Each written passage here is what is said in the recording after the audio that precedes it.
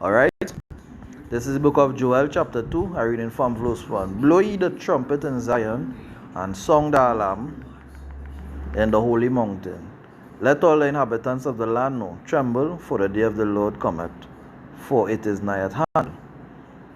A day of darkness and of gloominess, a day of clouds and of thick darkness, as the morning spread upon the mountains, a great people and a strong, there had not been ever like, there had not ever been the like, neither shall there be any more after it, even to the years of many generations. Right? I like to start off by saying Kal Halal Alahayanawa, Yahweh Bahashem Yahweh Shai, Bahashem Rakah HaKodash. Double honors to the elders and apostles of Great Millstone. Peace, love, and salutation to the brothers across the four corners of the earth, pushing the gospel of the Lord in all spirit and truth. Right? This is Brother Tazwa here, coming back for a little edification. And I was talking to a guy today, and they said they don't think World War III going to be possible. Right? They don't think that it's going to even have a World War III. So, I mean,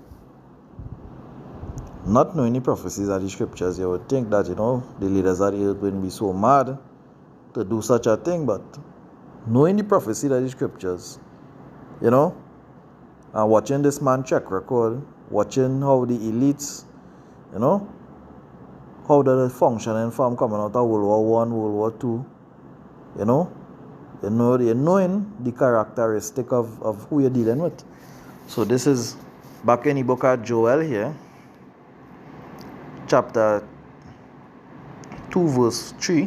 It says, a fire devoureth before them, and behind them a flame burneth. And the land, right? The land is as the garden of Eden before them, and behind them a desolate wilderness. Yea, and nothing shall escape them. So, some will argue, but this talking about the day of the Lord and the great destruction. Now you're extrapolating. The scriptures will never tell you outright when the prophet was getting it. They didn't know about nuclear bombs and all this type of thing. So they will talk about a destruction, a waste, a mighty force, a weapon of its indignation. These are the terms that the scripture use. But you have to be realistic within everything you're doing too. Because when Isaiah chapter 54 says this, right, it was actually talking about the modern day smith or weapons arms dealer, the person who in the lab formulating the chemistry for the bombs and them. They would be known as a blacksmith today.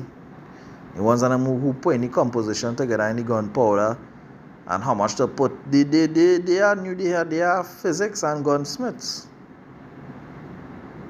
Right? They are basically modern day blacksmiths. So now, the scripture says here in Isaiah 54, behold, I have created the smith that bloweth the coals in the fire, and that bringeth forth an instrument of his work. And I have created a waster to destroy. So these one term that the scripture used to describe, a destruction that's going to come out from a man blowing coals in the fire. So back then it would have been talking about a man who pound in the steel to make a knife and a spear and all this type of thing, a bow, the tip of the bow for the arrow. Right? The tip of the arrow for the bow, this metal part that is used to attach to the piece of wood. But now, in we time in here, how does this apply? How does this apply to now? The man who blew in the coal in the fire would be a nuclear physicist telling them how much grams, how much what not to use of plutonium and uranium. And by the way, uranium looks like a coal, a black piece of charcoal or a grey charcoal Right? That is how uranium, and I actually looked it up for myself, and that is how uranium does look. It says here, now it says, behold, I have created a smith that bloweth the coals in the fire, which will be the nuclear physicist, and that bringeth forth an instrument of his work. What is the instrument of his work? And I have created the waster to destroy. So the Lord is the one who put an idea in the head to create the waster to destroy. So let me go back to the book of Joel now. Joel chapter 2, right? So we're back in the book of Joel. It says, a fire devoured before them, and behind them a flame burneth.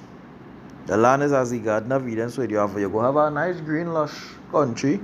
If you drop a nuclear bomb, it becomes what? Behind them it's like a desolate wilderness. Yea, and nothing shall escape it. A nuclear explosion.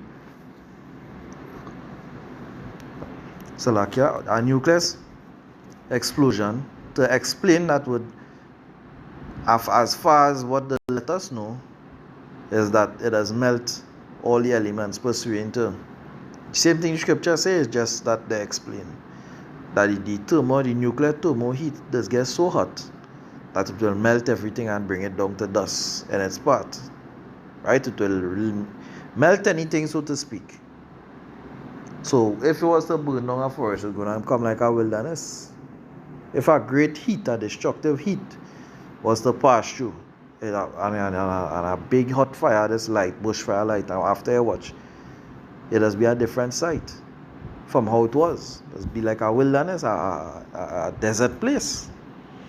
It says here, the appearance of them is as, so the scripture calling it them, is as the appearance of horses, as horsemen, so shall they run. Now, many times in the scripture, you would hear horses, and people would literally think it referring to a literal horse in this time, and as we live in here. They're referring to the strength, the ferocity that a horse does run with. Right?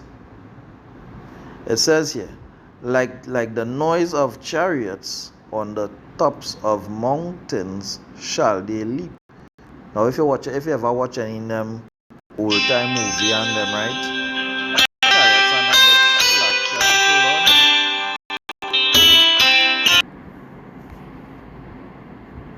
Alright, so as I was saying, right? If you ever watch any of them old time movie and you see a horse, them when battle coming and the horse pulling the chariots and them and the coming over a piece, it is be a fierce thundering and power horses pulling with, you see that ferocity. So the way of this destruction gonna be fierce, right? That destruction gonna be fierce.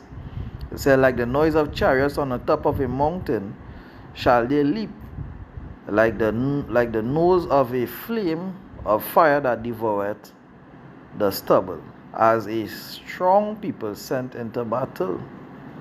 Before their face the people shall be much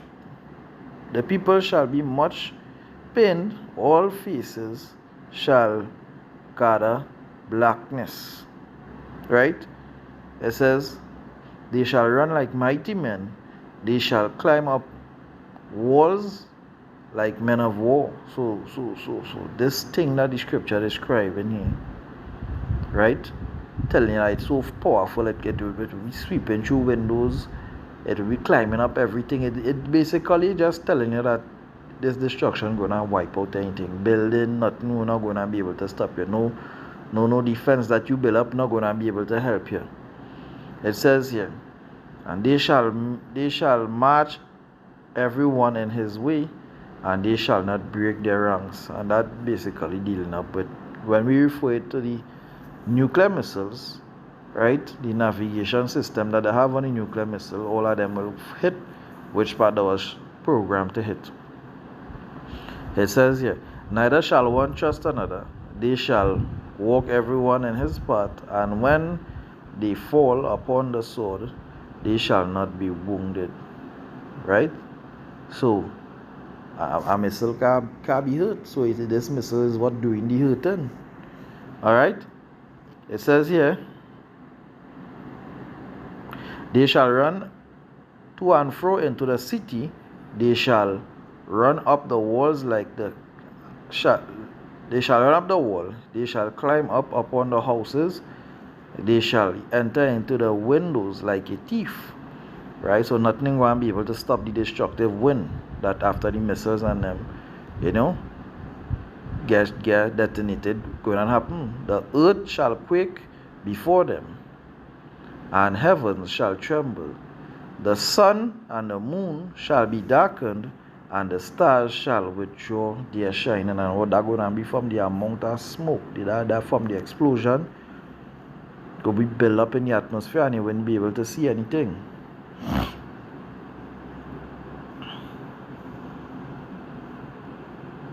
Right? It says, and the Lord shall utter his voice before his army, for his camp is very great. For he is strong and excellent, his word, for the day of the Lord is great and very terrible, and whom can abide it? So I like to say, Mawat lababal, Mawat lababal, Mawat lababal, Kwam Yasharala, Kwam Yasharala, Kwam Yasharala. This is my edification for today. Hey, the missiles must be shot.